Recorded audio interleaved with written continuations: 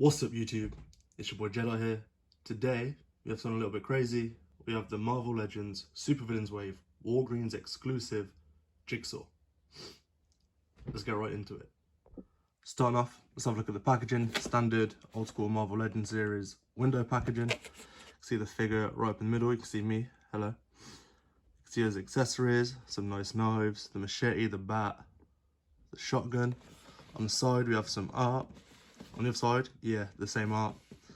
On the back, a bigger picture of the art with a little read up. If you want to pause it and read that, go ahead. Bottom, your standard usual stuff. The top, there is nothing special. Let's crack him open and see what he's like. Let's kickstart it off with accessories.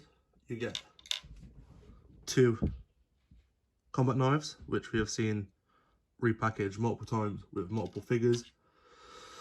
We've got a metal baseball bat, which is just a repaint of the baseball bat that came with the Marvel Legends Riders Punisher. Machete, exact same machete. I think the handle is a different colour from the Punisher Riders again.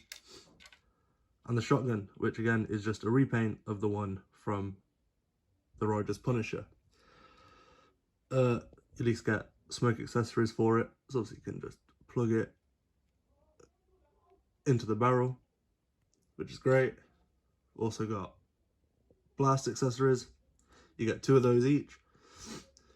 Pretty nice. Let's move on to the main figure itself though, yeah? And here we have, straight out of the box, no messing about with it, first time honest opinions, the Marvel Legends Villains Wave Jigsaw.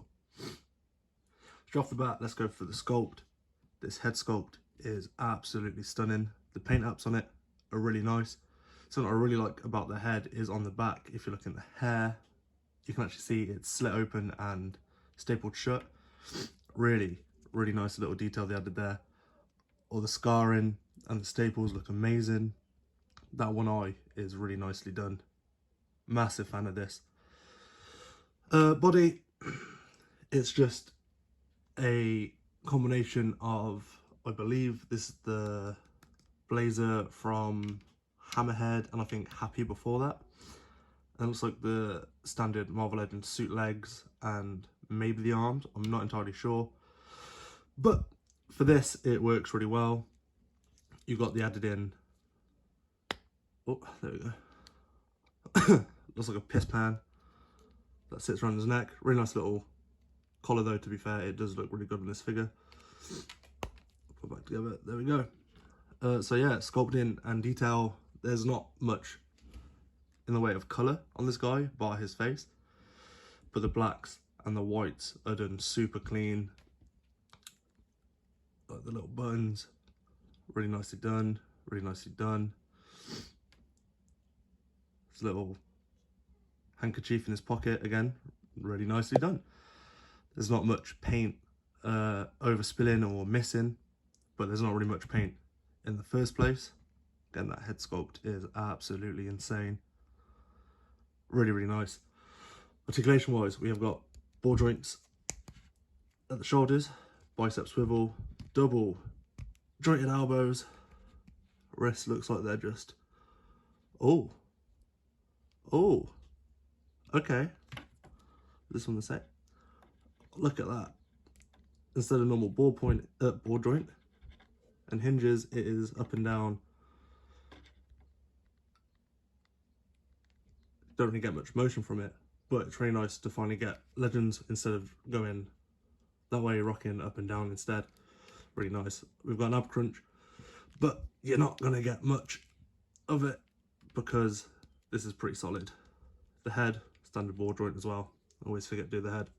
Got a waist swivel, ball joint at the crotch, stands about that far, goes up nicely. Swivel at the thigh, double jointed knees, and then we've got a ball joint hinge in the feet and a little bit of a rocker. So all in all, that's really not bad at all. Let's see. Yeah, no, it's not bad. The only downside so far is that ab crunch, but yeah, no.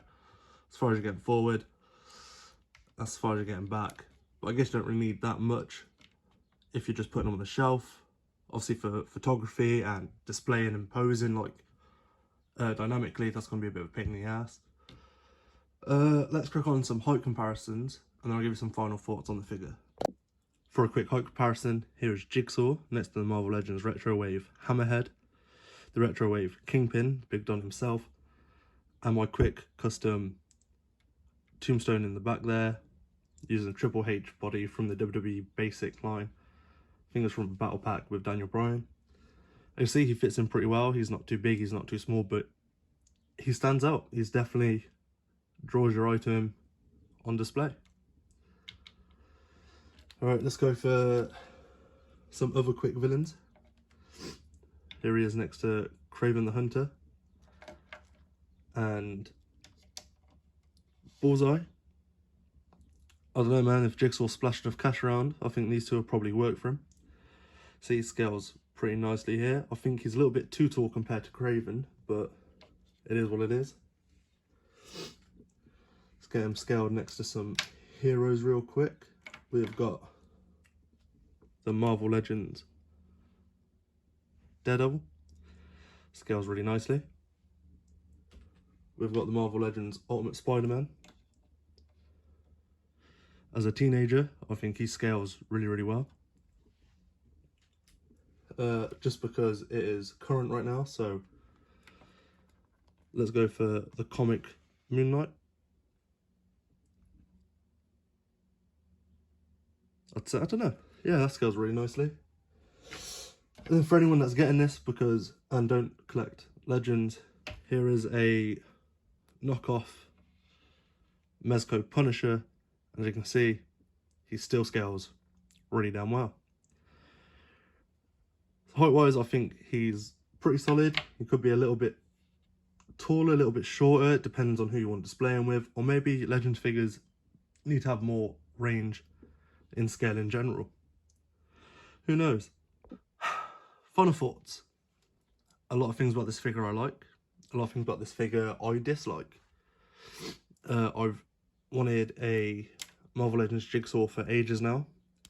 You know, the Toy Biz ones, and Eddie Hasbro, they're really nice figures. Or was it just Toy Biz? I think it was just Toy Biz. Hasbro didn't actually do this until now. Damn, dude. Really nice figures. The articulation is super outdated. The sculpt work's always solid on them. But they just stand out way too much for me to want to put in my collection. I never thought we'd actually get this character, so to get him in hand is absolutely amazing.